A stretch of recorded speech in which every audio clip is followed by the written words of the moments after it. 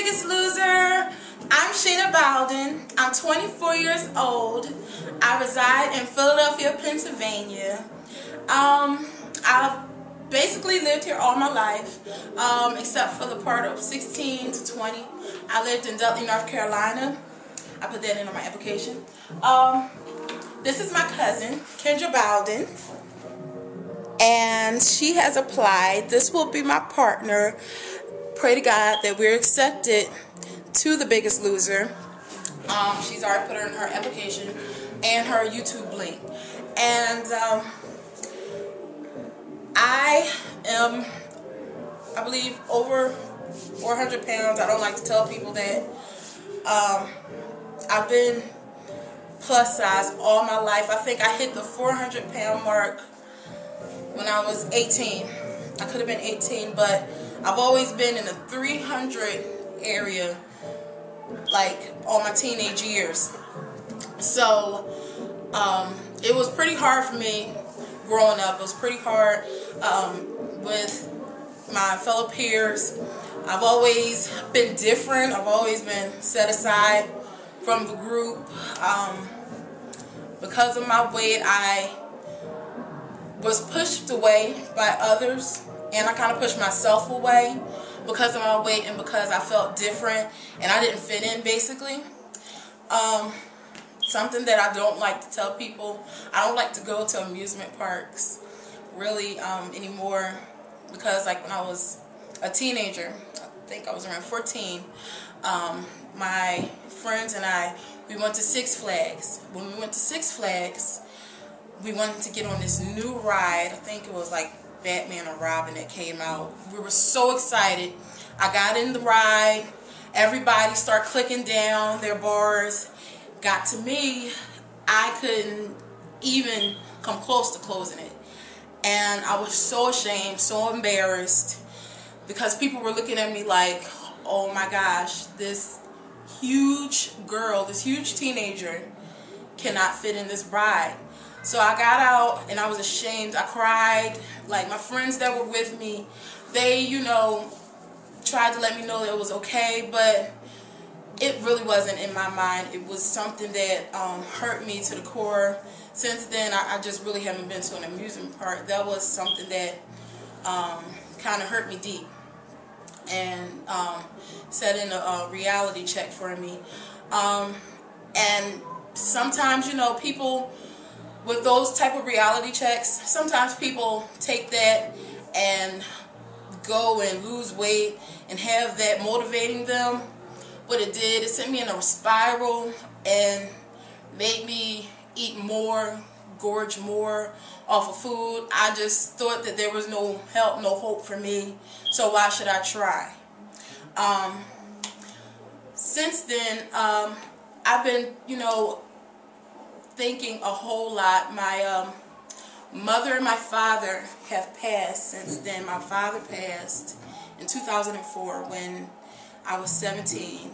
My mother passed in 2008, and that sent me to a place where I was very depressed, unfortunately. It hurt me because I didn't know what I was going to do.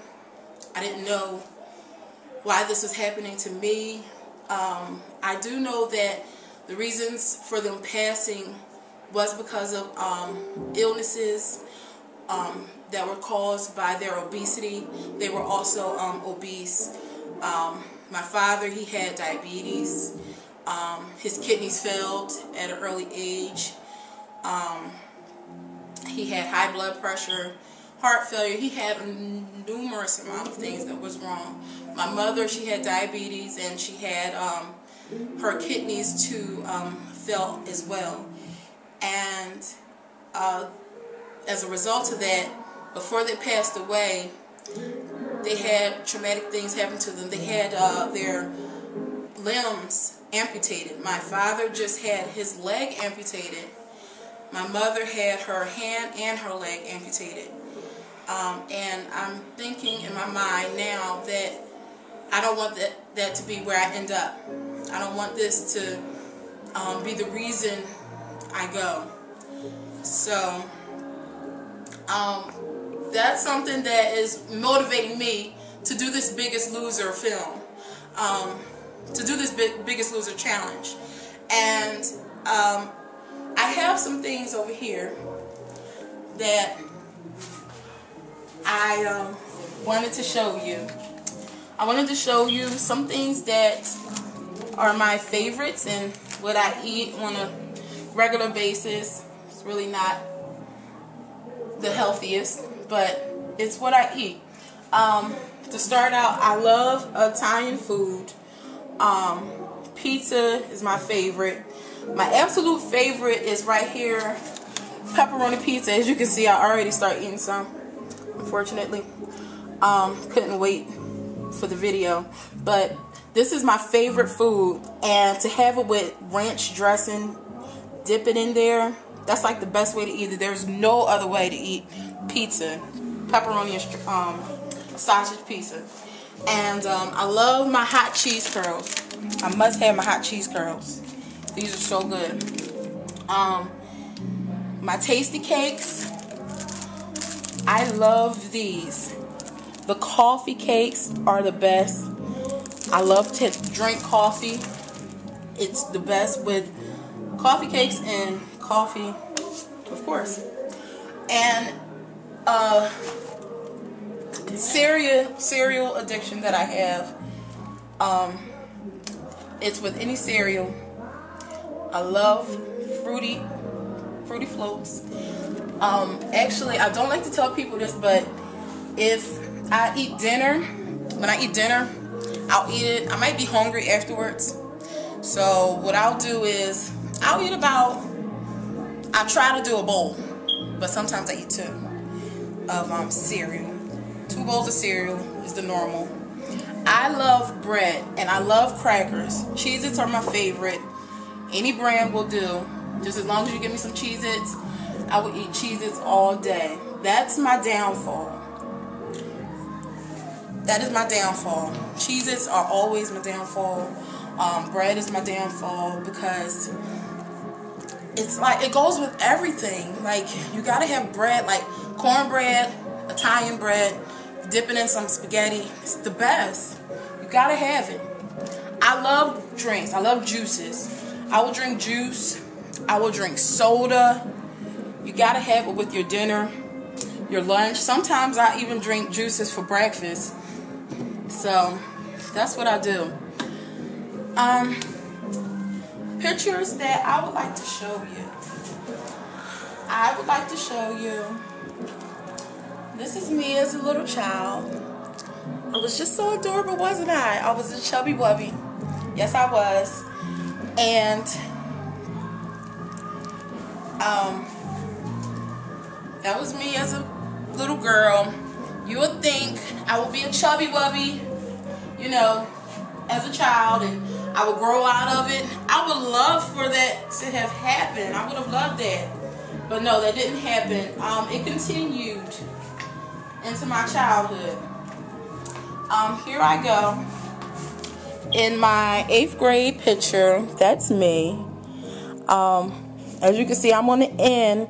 I was on the end because me being in here, I remember them telling me that it would have been spaced out too far apart if I was in the back, and it just wouldn't look even. So they placed me on the end. That was something else that hurt me because I've always had to, you know, go along with other people's plans because I kind of got in their way of their plans. Here goes some more pictures of myself. And that's me. Me and my best friend fooling around in stores, trying on clothes. Let's see. Okay. I'm a very personable person. I'm social. I love to be around people, be around the public. I work at Walmart at customer service. I love it because I get to meet different types of people. I love talking to people. I love to talk, love to chat, love to share stories, always. So that's something that I always do. And I will be good for Biggest Loser because I can get along with anyone, because I feel as though if I get along with anyone, if I talk to anyone, they open up, they let me know their life stories, and it's like a medicine to heal you, to talk to people and just let out your stories. It's a medicine to heal me and them too, because people, when you start talking to them, it's like therapy. They don't even need to go to the psychiatrist, because you talk to me. That's how I am at work. You talk to me, I'm your psychiatrist for the day. But I am also a good candidate because I want to show you why. Here it goes. I don't like showing people this, and I keep my clothes on always. I always cover up something on my body. I'm not a person to show anyone this, so you're getting an exclusive. This is why I should be on your show, I feel, because I'm 24 and I look like this. I have, like, I call it two stomachs. I have two stomachs. My arms, they hang very, very low. Like, get some wind under there, I'll take flight. And this is my back. This is my back. I don't like it because I'm going to lift it up here. This is my back, and this is what it looks like. Like, I have this to hang low. I have never seen my back. I've never seen my actual ribs. And this is my stomach, the first stomach. The other stomach is right here, and that's horrible. I've never shown this to anyone. I don't like showing people because it's not very pretty to see. But this is why I think I should be a good candidate. I would love to get in there and work out.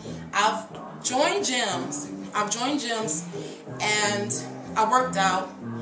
I started and lasted about, I think the longest, I joined about 4 gyms before, and the longest time was me going 2 months. And there were 2-year contracts at gyms, and I lasted like 2, maybe 3 months. And I just say, oh, I'll get back in there and never go. And it's procrastination, me being undetermined. But I really am determined now, because I've said, like, when I was a child, by the time I'm 20, I'll be 150. 20 hit, I was 400 pounds. By the time I was 20, I said, you know what? By the time I turned 25, I said that I was going to be 200 pounds. I said, because I'm never going to be small. So I said, at least 200 pounds. I think it'll be good. But here I am, 24. I'm 400 plus. I don't even know how much I really weigh. I'm 5'6". That is not good for anyone's health. That is not good on anybody's frame. And I realized this. I don't want to end up in a hospital at a young age and not being able to breathe, or because of anything dealing with my weight. I don't want that. So this is why I'm coming to you. I feel as though that this will be a good opportunity for me. I've never been taught how to manage my my food intake. I've never been taught that if you eat like 6 small meals a day, that'll help you along the way. I've never been taught how to do those small meals and how to prepare the food and not let it become something that would be good for me. I've always let food rule me. I've always had food to be around me because it was my comfort. Like, it's something that nurtured me when I was, going through pain. So I nurture it.